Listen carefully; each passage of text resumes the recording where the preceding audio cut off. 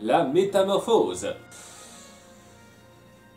Je crois qu'il est temps d'inaugurer le premier épisode de la série que je n'ai pas aimé. Oui, ça arrivera. Une clocharde se fait aborder par un scientifique pas louche du tout afin de lui faire quitter la rue. Que devrais-je faire au juste? Le visage de la bienveillance. Qui pourrait dire non? Elisa rend visite à son frangin, qui bosse toujours pour Xanatos.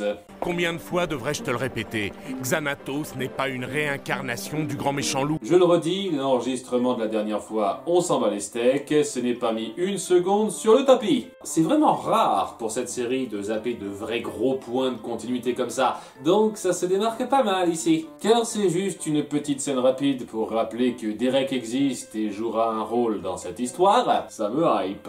Alors que dans un labo mystérieux, une mystérieuse créature s'enfuit face à des scientifiques mystérieusement armés. Que de mystère! Et elle se fait repérer par Brooklyn en pleine ronde. Ça tombe bien! Oh, ce n'est pas des menaces. Fichez-moi la paix! Non, n'ayez pas peur. Je me vois tout de suite dans sa tête. Une fille avec qui j'ai une chance de concrétiser! Ils se font attaquer par les scientifiques et leurs fléchettes électrisantes.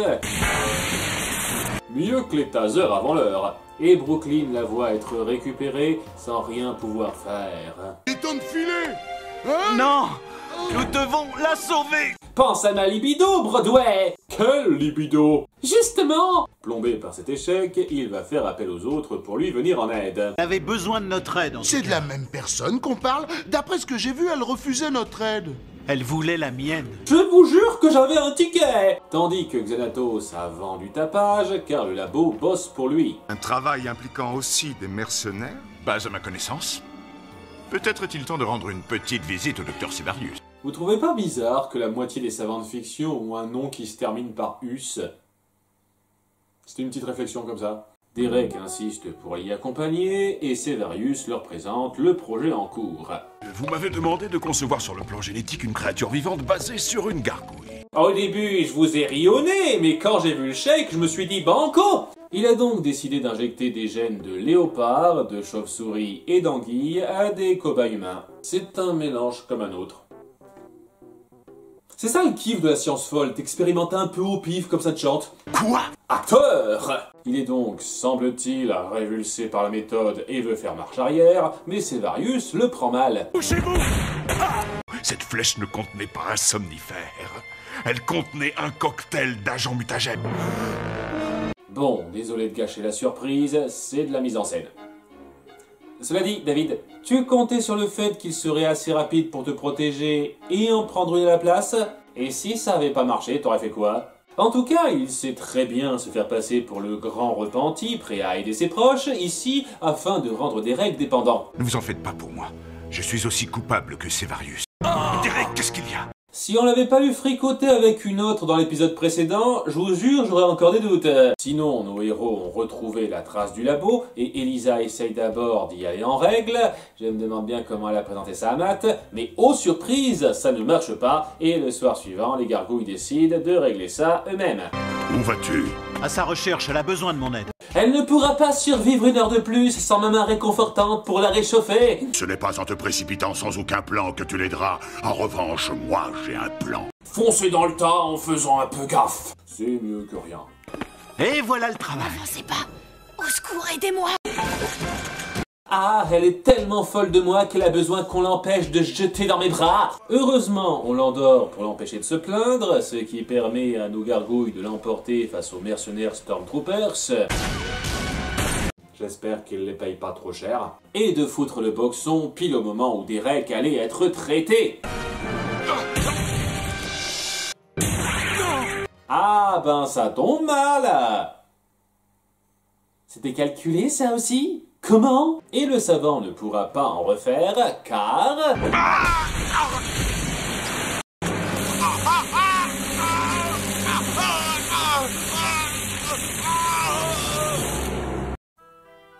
Ça aussi, c'est censé être de la mise en scène.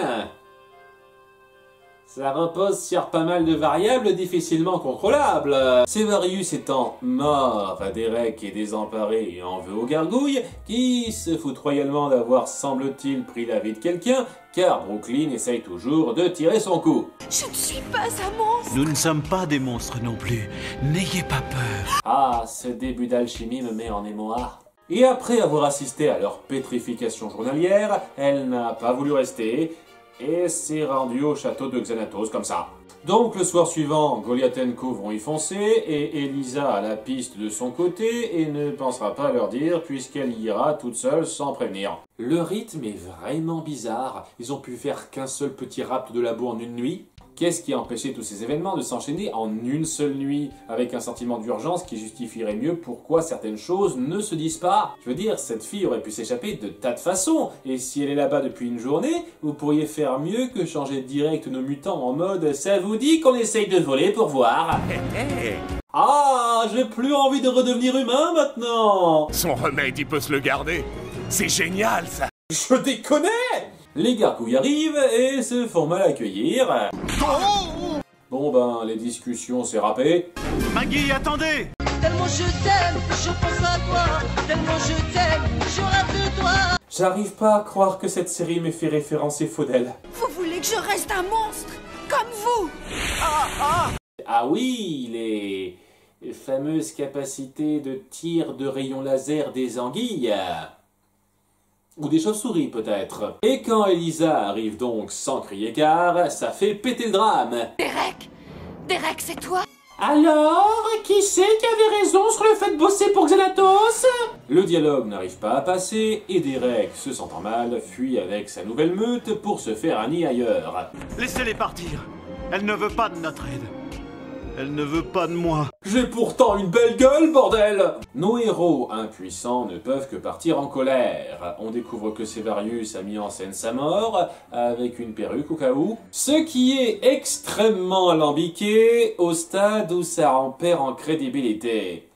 Je le pense sincèrement. Comment vous pouviez être sûr que Derek se prendrait la fléchette, que Goliath & Co arriverait pile au bon moment et ferait ce qu'il fallait pour annuler l'antidote, qu'il balancerait le savant contre son aquarium d'anguilles faussement mortelles assez fort pour le casser? Ce scénario est grossier.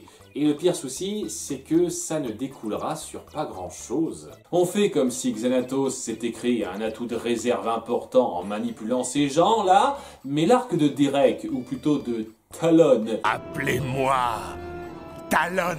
Maintenant, j'échange des noms parce que je suis trop dark. N'apportera rien au conflit central. J'ose même dire que ce sera l'arc filé le plus osef de cette série, à mon goût. Sans compter la sous-intrigue amoureuse de Brooklyn, dont il est facile de se moquer, mais elle n'en reste pas moins malaisante dans sa tentative de faire du drame. Le concept en lui-même est tragique et promet, et 2-3 moments font un peu le café à ce niveau-là. Mais franchement, l'exécution globale ne rend pas ça bien. Oui, moi aussi, ça me donne envie de pleurer.